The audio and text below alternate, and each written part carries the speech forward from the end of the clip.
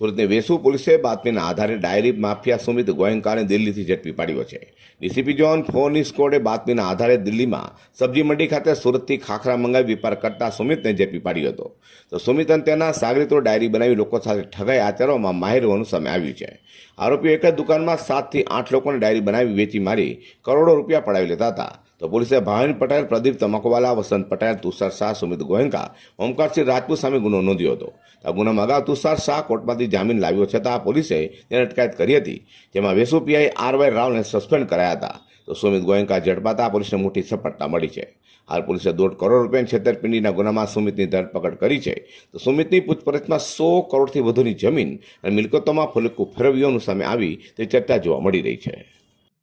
Vesu police station में जुलाई 2023 में एक 420 बी आईपीसी के तहत एफआईआर हुई थी, जिसमें टोटल 7 अक्यूज थे. उनमें से एक मेन अक्यूज था सुमित गोयनका.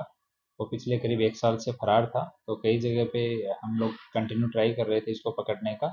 तो कल इसका लोकेशन दिल्ली में मिला. तो वहाँ ये सब्जी मंडी पुलिस स्टेशन दिल्ली के एरिया में फ्लैट लेके वहाँ पे रहता था और सूरत से खागरा मंगा के और वहाँ पे सप्लाई करता था दुकानों को थोक में.